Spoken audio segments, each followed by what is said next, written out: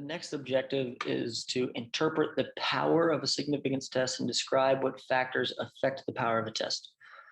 So what is the power? The power is the probability that the test will find convincing evidence for the alternative when a specific alternative value of the parameter is true. Basically, the power is the probability of correctly rejecting the null hypothesis. So there's three ways that the power of a test can be increased. The first way is to increase the sample size. Second way is to increase the alpha level. And then the last way is if the null and alternative parameters are further apart. So for this concept, honestly, all that you really need to know are these three things: how to increase the power of a test. What I'm going to do now is I'm going to give you a further understanding of why these three things increase the power of a test. And it can get a little bit kind of up there, conceptual. It's not necessary for you to understand it. It's really just comes down to knowing these three things. But I'm going to do my best to explain to you why these three things increase power. So to do this, we have to think about a previous example that we've been talking about, or we talked about before, and that is this potato chip example. A potato chip producer and its main suppliers agree that each shipment of potatoes must meet certain quality standards. If the producer finds convincing evidence that more than 8% of the potatoes in the shipment have blemishes, then the truck will be sent away to get another load from the supplier.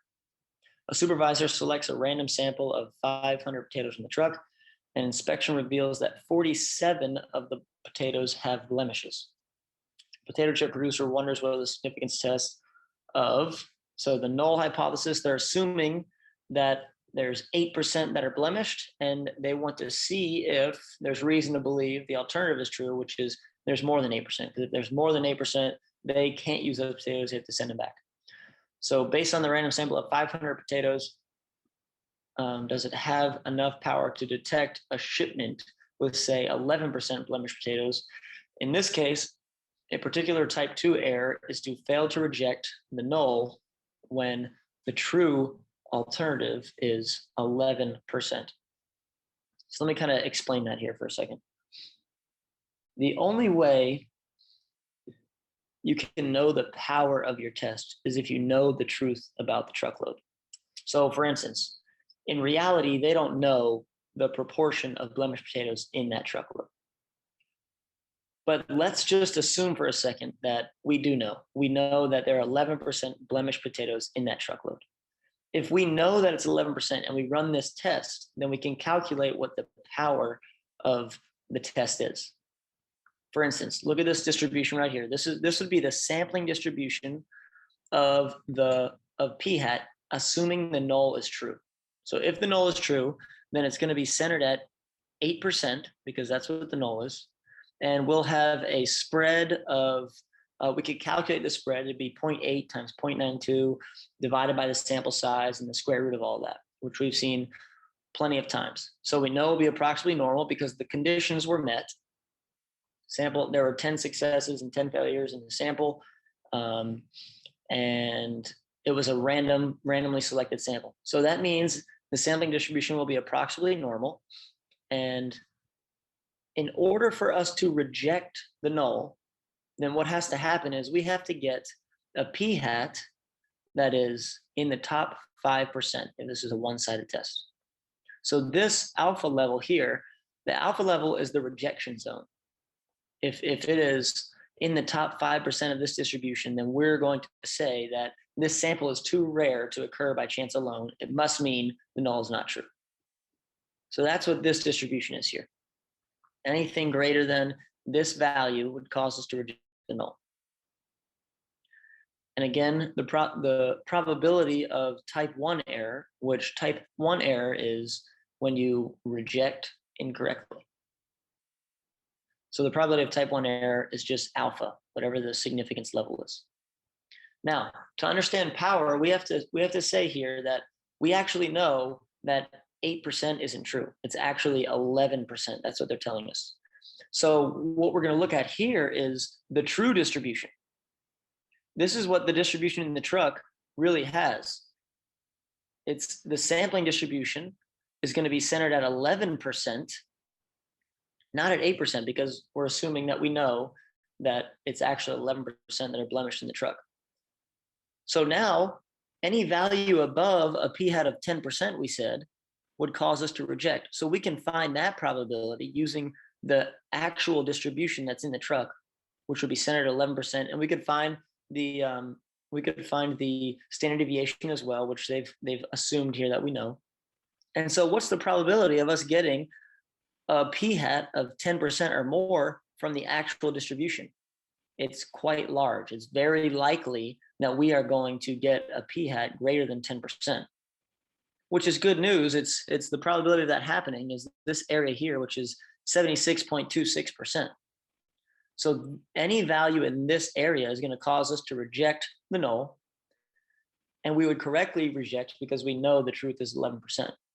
So this value right here is the power of our test. There's a 76.26 probability that we will reject the null correctly.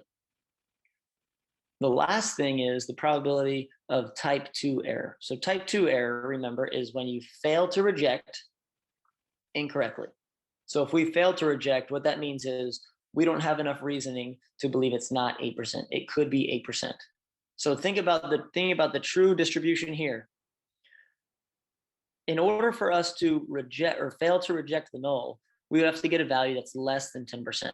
So any value here. And the probability of this occurring, you can see, is 23.74%. It's 1 minus this will give us this area over here. So there still is a 23% chance about that we get a value less than 10%, a p-hat less than 10%, which would cause us to fail to reject the null of 8%. And of course, since we know the true value in the truck is 11%, then we would be failing to reject incorrectly. This would be the probability of type 2 error. So the probability of type 1 error for any significance test is alpha, and the probability of type 2 error is going to be 1 minus the power of a test. So again, the most important things you need to know, if you increase your sample size, that's going to increase your power because these two distributions are going to get narrower. And if they get narrower, then this area is going to increase. Imagine this distribution being narrower, then this purple area will be larger, which means you have more power.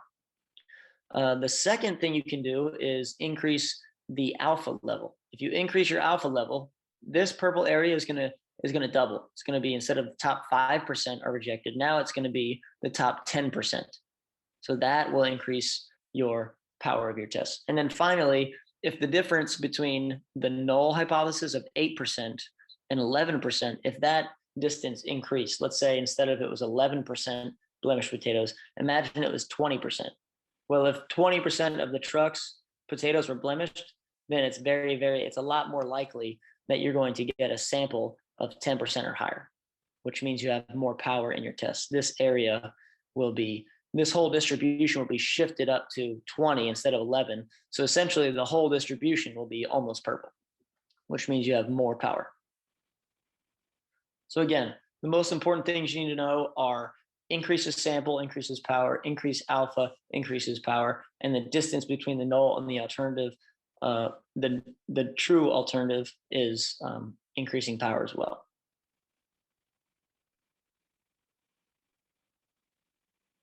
Let's take a look at an example problem here. Let's return one last time to the company that developed a new deluxe AAA battery that is supposed to last longer than its regular AAA battery. Based on years of experience, the company's regular AAA battery lasts for 30 hours of continuous use on average. The company plans to select a simple random sample of 50 AAA batteries and use them continuously until they are completely drained. Then it will perform a significance test at an alpha level of 5%. So the null is that the average of the batteries is 30 hours, and the alternative is that it's greater than 30 hours. They want to show that they last longer, so the alternative is greater. And mu is the true mean lifetime in hours of the deluxe AAA batteries. The new batteries are more expensive to produce, so the company would like to be convinced that they really do last longer. The power of the test to detect, the power of the test to detect that mu equals 31 hours is 0.762. Interpret this value. So all they want us to do here is interpret the power of the test, which is this value right here.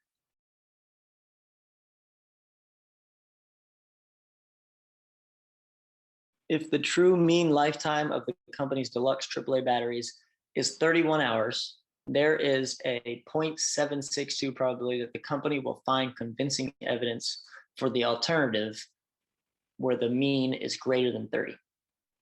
So the only way you can find or determine the power of a test is if you know what the true parameter is. So you have to say, they're telling us that it is 31 hours instead of 30. So we have to know that 31 hours is true. Then we can calculate the probability of finding convincing evidence or finding a sample mean that's far enough away to correctly reject the null.